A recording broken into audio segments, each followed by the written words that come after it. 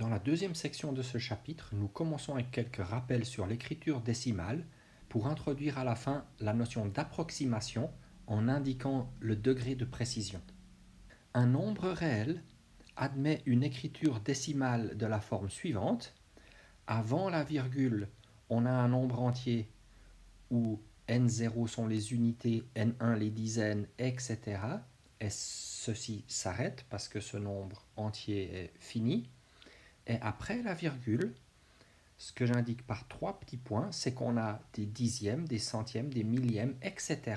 Quelque chose qui peut s'arrêter, c'est ce qu'on appelle un nombre décimal, ou qui ne s'arrête jamais, c'est le cas des nombres périodiques ou des nombres irrationnels.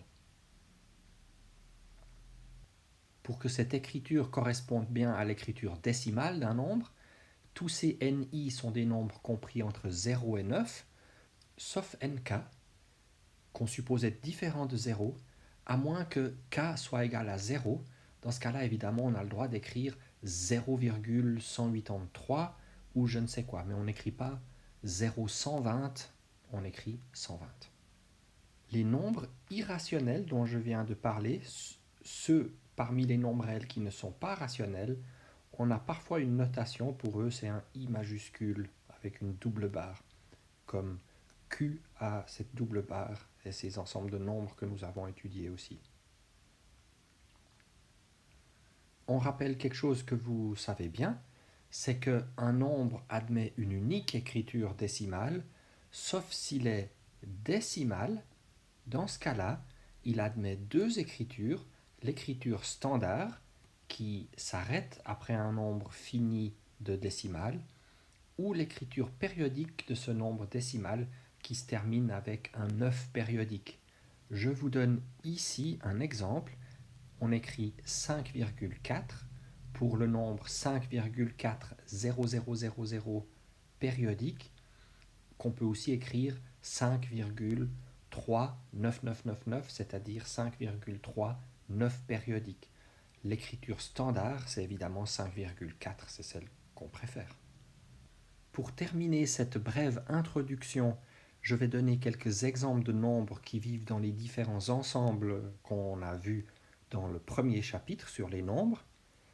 0,9 périodique, c'est 1,0 périodique, c'est-à-dire le nombre qu'on écrit usuellement 1, c'est un nombre qui est un entier naturel. Le nombre moins 35,279, qui est un nombre décimal, ou le nombre 18,37 périodique, qui est périodique, ce sont des nombres rationnels. On peut les représenter par des fractions, comme nous l'avons vu.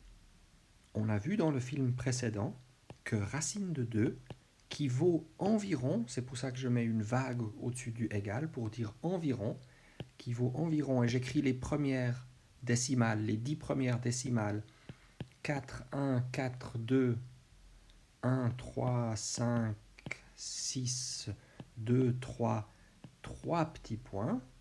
Ça, c'est un nombre qui appartient à i, il est irrationnel. On a vu aussi qu'on peut en construire des nombres qui ne sont pas décimaux, c'est-à-dire l'écriture décimale ne s'arrête jamais, mais pas périodique, si bien qu'ils ne sont pas rationnels. C'est le cas, par exemple, de 1,1, 0,151, 0,02552, 0,0035553, 0,00, et je continue comme ça. Vous avez vu là, je me permets d'écrire des 3 petits points et pas donner de formule pour toutes les décimales. On remarque qu'entre chaque groupe de décimales non nulles, le nombre de zéros augmente à chaque fois de 1, et après 3 zéros, je commence un nombre avec un 3, puis je mets 3, 5, puis je termine avec 3. C'est-à-dire qu'après les 4 zéros que je viens d'écrire, on écrirait 4, 5, 5, 5, 5, 4 fois, 3, et puis on continue comme ça. Ce nombre, n'étant ni décimal ni périodique, il est irrationnel, ce n'est pas la racine d'un nombre entier, mais c'est un nombre qu'on a construit de manière artificielle pour qu'il ne soit pas rationnel. On arrive comme promis à l'approximation. Ici, quand j'ai écrit racine de 2 ou quand j'ai écrit ce dernier nombre, j'ai terminé avec 3 petits points, ou alors j'ai écrit un égal environ. On va préciser cela pour parler de l'approximation de ces nombres.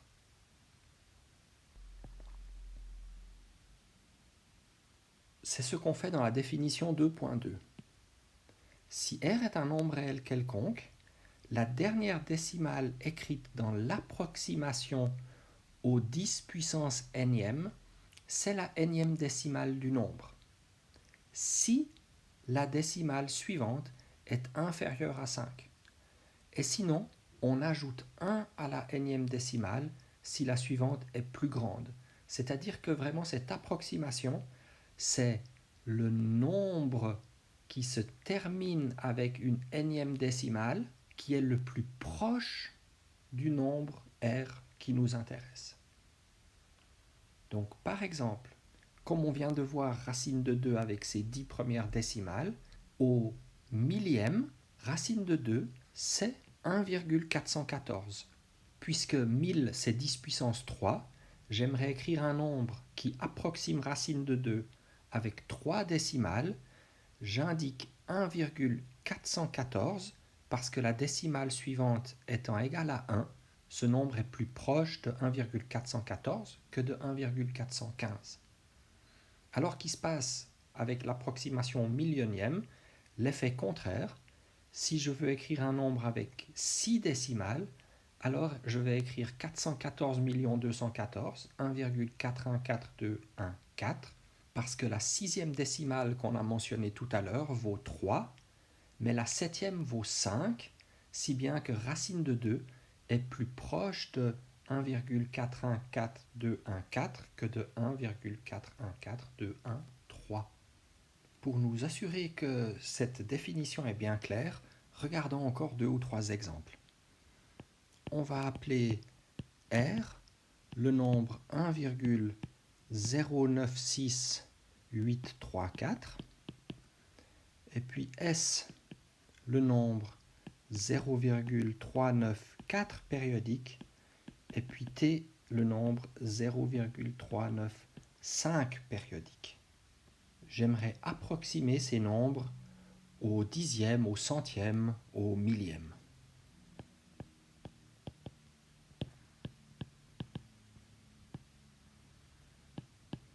Au dixième, au centième, au millième. Et on va le faire dans un tableau pour R, pour S et pour T. Donc, quand on approxime un nombre au dixième, ça veut dire que j'aimerais juste un nombre après la virgule, et je prends le nombre qu'il y a après la virgule si le nombre suivant, le nombre de centième, est compris entre 0 et 4, mais 1 de plus s'il est compris entre 5 et 9. Ici, 1,09 pour le cas de R veut dire qu'au dixième, j'ai 1,1. Le nombre de dixièmes de R, c'est 0, mais il est suivi d'un 9, si bien que je choisis 1 de plus, par définition. De même, pour S, j'ai 0,4, parce que 0,4 est plus proche de 0,394 périodique que 0,3. Et c'est la même chose pour T. Quand je considère l'approximation au centième, je veux prendre les deux nombres qui suivent la virgule, c'est-à-dire pour R 0 et 9, mais je dois peut-être ajouter 1, et c'est le cas ici, parce que le nombre de millième vaut 6. Ce nombre est donc plus proche de 1,10, et on fait bien attention d'écrire le 0 pour indiquer que la précision est au centième. J'ai deux nombres après la virgule, ça n'est pas 1,09, c'est un centième de plus, c'est-à-dire 1,10. Et puis pour S, c'est plus facile. L'approximation Au centième, c'est 0,39 parce que le nombre de millièmes vaut 4. Ce nombre est donc plus proche de 0,39 que de 0,40. Mais pour t, par contre, puisque le nombre de millièmes vaut 5, c'est 0,40 l'approximation au centième. Regardons encore l'approximation au millième pour finir. Pour r, j'ai 1,09 et ça ne se termine pas avec un 6 mais avec un 7 puisque la décimale suivante c'est 8. 0,394 dans le cas de S parce que la décimale suivante est un 4.